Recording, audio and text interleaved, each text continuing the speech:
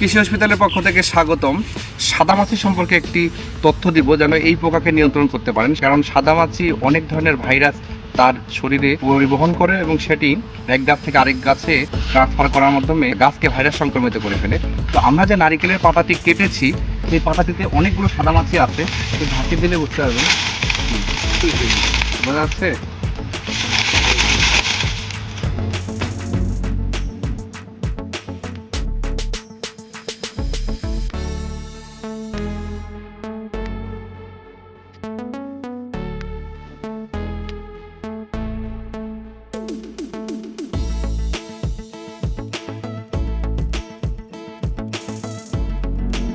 দর্শক, এই গাছে প্রচুর পরিমাণে সাদামাছি আছে, তো এই সাদামাছিকে অবশ্যই কন্ট্রোল করতে হবে। সাদামাছিকে কন্ট্রোল করতে গেলে আপনাদের ইমিডাক্লোপিড গ্রুপের ওষুধ অথবা এসিফেট গ্রুপের ওষুধ স্প্রে করতে হবে। তো দেখা এই গাছে কী পরিমাণ সাদামাছি আছে, একটু ভিডিওটা সামনে আসতে দেখাতে।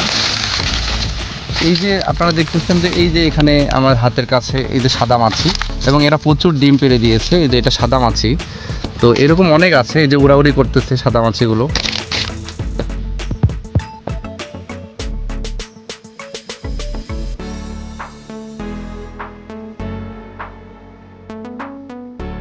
দর্শক, আপনারা যে পোকাগুলো দেখতেছেন এগুলো সাদা মাছি।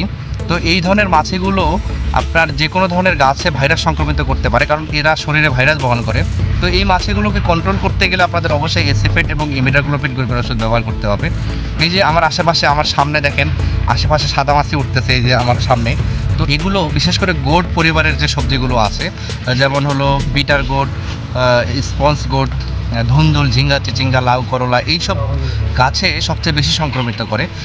এছাড়াও বিভিন্ন ধরনের ফলেও এই পোকাগুলো আক্রমণ করে। তো সেই কারণে এই মাছিগুলোকে অবশ্যই কন্ট্রোল করতে হবে ভালো ফলন আনতে গেলে।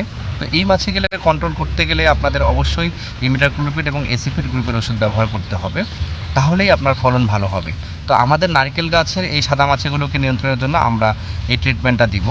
আপনারাও আপনাদের যে ফসলগুলোতে সাদামাছি দেখতে পাবেন সেই ফসলে এই গ্রুপের ওষুধগুলো স্প্রে করবেন। ধন্যবাদ, ভালো থাকবেন, সুস্থ থাকবেন, কৃষি হসপিটালের সাথেই থাকবেন।